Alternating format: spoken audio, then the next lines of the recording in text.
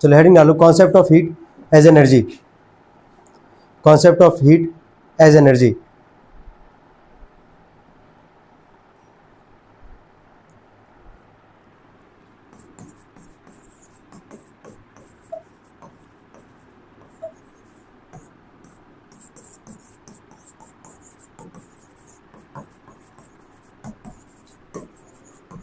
इसमें लिखेंगे सभी लोग ना, heat is the internal energy of molecules. Heat is the internal energy of molecules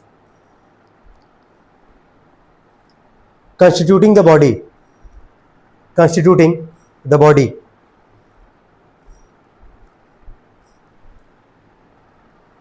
full stop.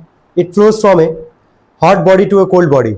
It flows from a hot body to a cold body.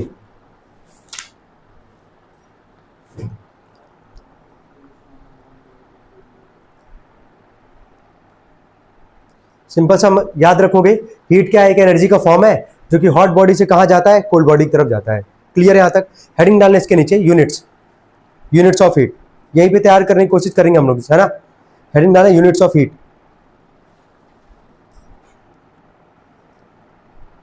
देखो ये बताओ energy का ऐसा यूनिट क्या होता है, जूल। तो हीट का भी क्या होगा, जूल। लिखना इसके नीचे लिखो, the SI unit of energy is heat is, the SI unit of heat is joule, joule. And CGS is erg, CGS is erg, SI जो है वो जूल होगा, ठीक है। सीजीएस हो जाएगा अर्ग। इसके नीचे लिखना 1 जूल इज इक्वल टू 10⁻⁷ अर्ग। 1 जूल बराबर 10⁻⁷ अर्ग।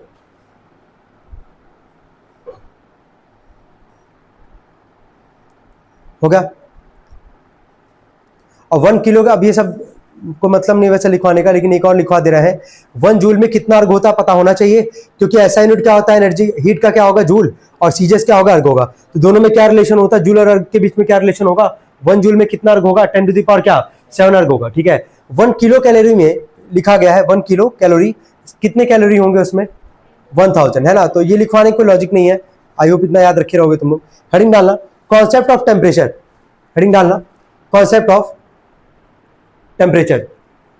हीट सबका क्लियर है भाई, क्या होता है, ठीक है। कॉन्सेप्ट ऑफ टेम्परेचर, इसमें लिखना temperature is a quantity, temperature is a quantity which tells the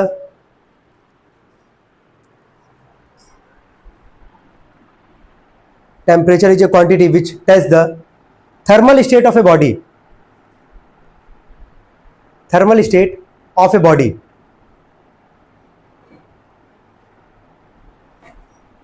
Temperature is a quantity which tells the thermal state of a body, that is bracket में लिखना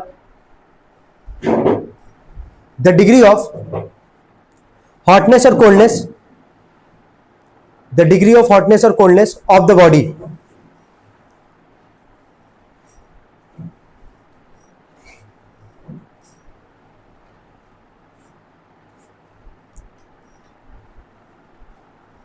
फुल स्टॉप, लाइन चेंज करके लिखना,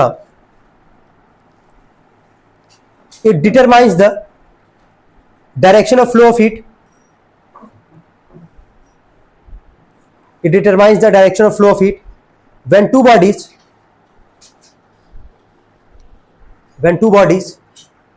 at different temperatures are placed in contact, when two bodies at different temperatures are placed in contact.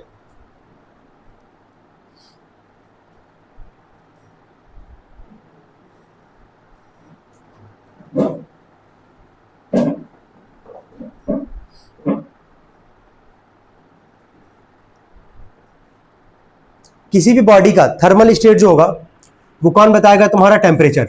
ध्यान से समझना, किसी body का कौन सा स्टेट का बात हो रहा है, थर्मल स्टेट। अब ये जो वर्ड है ना थर्मल स्टेट, थर्मल का मतलब ये समझोगे तुम लोग कि किसी भी बॉडी का जो हॉटनेस या कोल्डनेस होगा उसी को हम लोग बोलेंगे यहाँ पे थर्मल।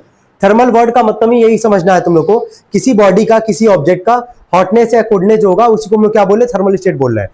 तो किसी भी ऑब्जेक्ट का या बॉडी का जो भी थर्मल स्टेट बताएगा उसको हम लोग क्या बोलेंगे, टेम्परेचर बोलेंगे। क्लियर है? ठीक है, लास्ट वाला लाइन जरा सब लोग पढ़ेंगे, क्या लिखवाया गया है।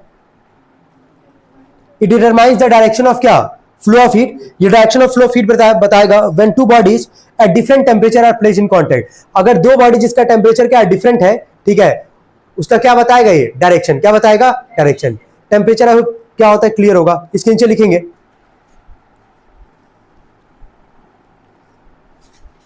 The ascent of temperature is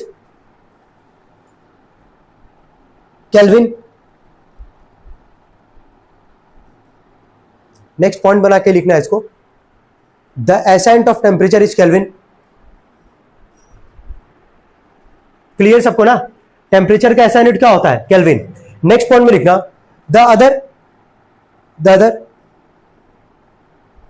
common units of temperature are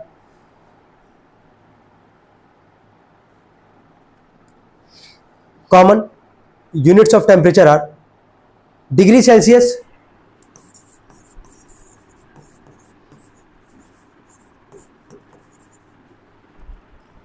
and degree Fahrenheit.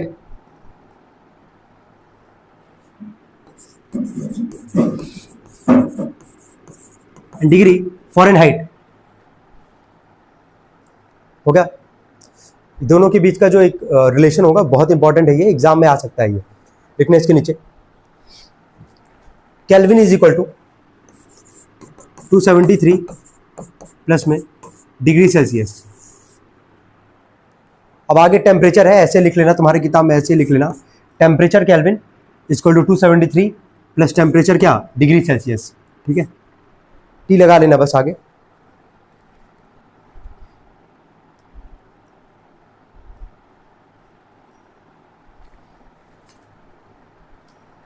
हो गया, चलो नोट करके एक लाइन लिखें। टेम्परेचर क्या होता है वो क्लियर होगा। किसी बॉडी का क्या बताएगा, थर्मल स्टेट। थर्मल स्टेट का मतलब कोई भी ऑब्जेक्ट का क्या, हॉटनेस या फिर क्या, कोल्डनेस। आगे लिखेंगे हेडिंग का मतलब नोट करके लिखना है। इसमें लिखो the zero of the kelvin scale is called the zero ZERO, the zero of the kelvin scale is called the zero of the Kelvin scale is called absolute zero. The zero of the Kelvin scale is called absolute zero. मतलब zero kelvin को हम लोग क्या बोलेंगे, absolute zero. समझ में आ रहा है ना? आगे लिखो एंड उसी में and it is at a temperature when and it is at a temperature when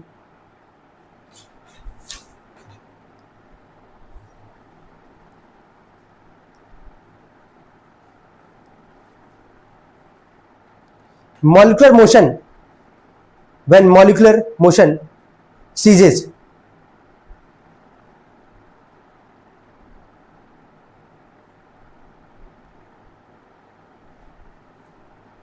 full stop. It is at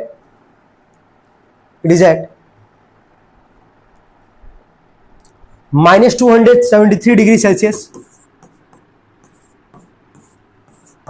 और 0 केल्विन, मतलब केल्विन 0, सेल्सियस में माइनस 273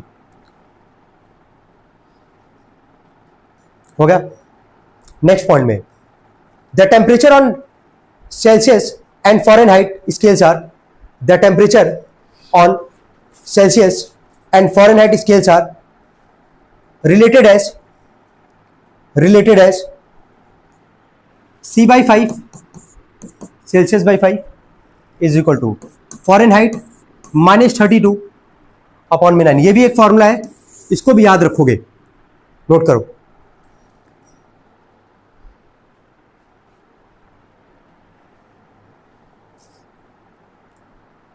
हो गया।